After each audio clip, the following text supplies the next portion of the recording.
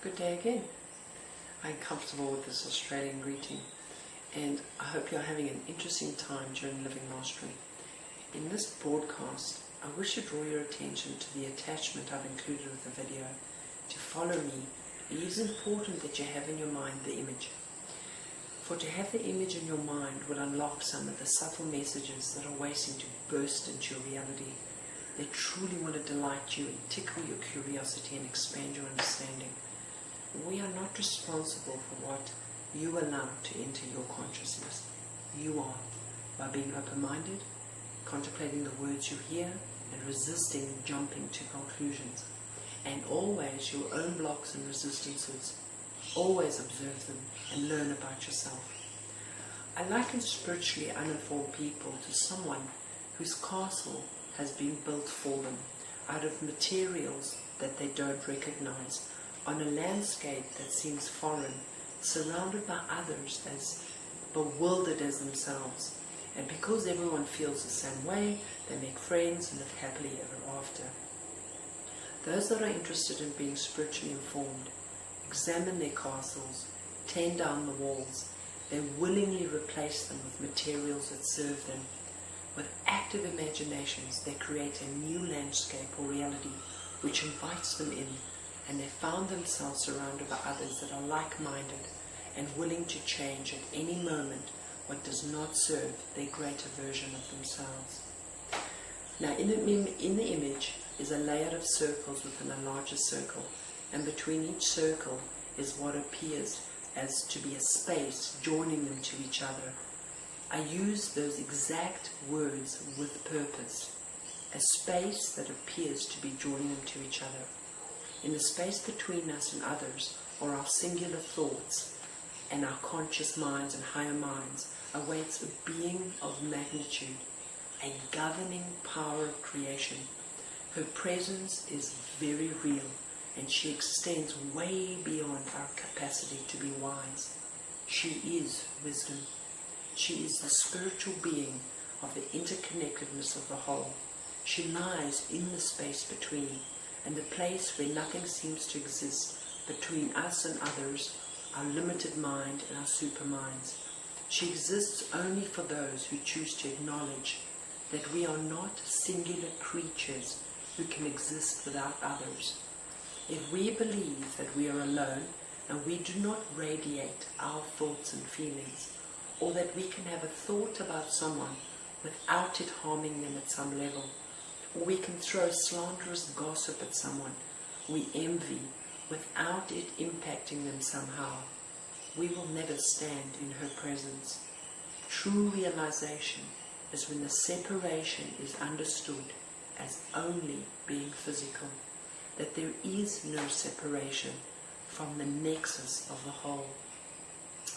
It is going to call to each one of you to lighten your burdens, release your judgments, and allow the debris of your pasts to drift away. What separates you from your sons and daughters, fathers and mothers, aunts and uncles, grandparents and friends, is the very thing that stops you from experiencing the whole. This is the call to forgive, to master your own self and jettison the debris, to be able to stand and feel the whole, is to touch the whole and feel every person you come in contact with. When you are able to reach out with your feelings, not your psychic abilities, as some of you may translate this. No, they're very limited in scope, indeed, and more often than not involve some sort of specialness or self-importance. A new spirituality proceeds completely from the realm of feeling. Feeling, not emotion.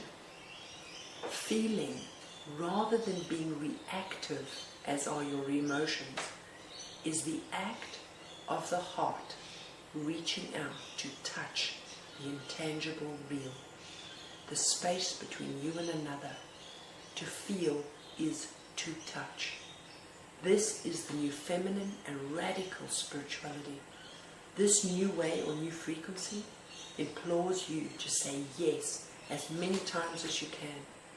For comical view of this, see the movie Yes, featuring Jim carry. No movie exists without some sort of message. This does not signify a resignation of self, but rather begins with a receiving of what has been given to you. Then you take it all into the silence, or the space between, making contact with an unknown dimension that has not been spoken of before. Sit with what has reached you as an experience in the spirit of yes, giving no judgment or good and bad. For clarity, I will use an example. If you find yourself in a motor car accident, making no judgment, coming to no conclusions, sit with the imagery of the scene and say, yes, I chose this, I allowed this, and I'm okay with what unfolded. Take it into the contemplative silence.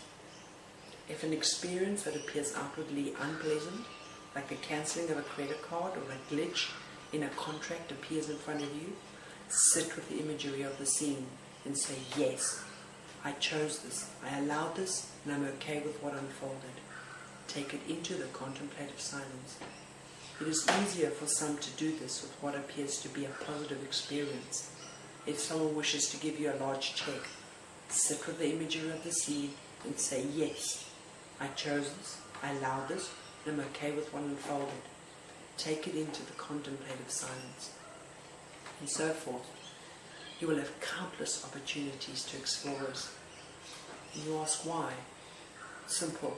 We are relinquishing our immediate estimation and judgment of our current or past or future experience and taking ourselves into the silence of the space between. You have heard the term, what you resist persists. Say yes, go with it, and go into the silence with it.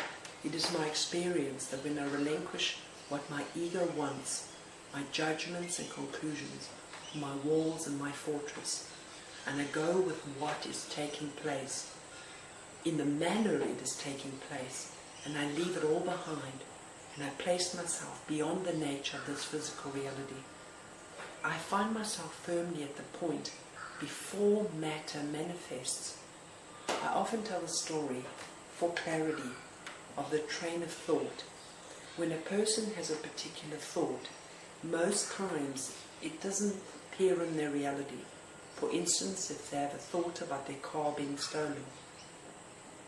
However, if they persist along the train of thought and have that thought many times, enough energy or pre-manifested thoughts conglomerate and their car is stolen. Now, if we can sit in the middle of a manifested experience, for example, my car has actually been stolen, and we can enter the silence of the spaces, we will sooner rather than later find ourselves in the realms of pre-thought, the place where you built your train of thought in the beginning before it became a reality. I did this recently with the release of my trilogy when I found myself up against a brick wall. I couldn't turn anywhere, no one could help me, and all the doors were closed. I felt like I was banging my head against a brick wall with all the frustration that you can imagine. Finally, as I'm a slow learner, I went into the silence to receive what I needed to know if I was ever to proceed. What I personally learned in this case was that I had to have no personal agendas. This would stop the manifestation. I learned that I was to be accepting of whatever came across my path, no matter how it appeared, good or bad. I learned to be humbled and say yes. Now the flow is returned and the trilogy goes ahead with the next phase. And if you're asking why I needed to learn this, I learned to receive what was being sent to me without my own agendas. And why is this important? It places me right in the heart of my soul's purpose, and I get to go on a ride that I have not planned and cannot know the outcome of. All I must do is trust and go with the original idea and see where it takes me. At no time are you expected to get word for word every concept right away. The images that appear in your mind with each discussion are more important than the words themselves. Even if a concept seems too much to grasp, pay attention to the pictures, memories, and what your mind sees. This is enough to unlock the potentials within you. I look forward to hearing from you and answering questions. If some of your questions have not been answered, it's simply that they will be answered at a later date in another discussion. But until then, sayonara.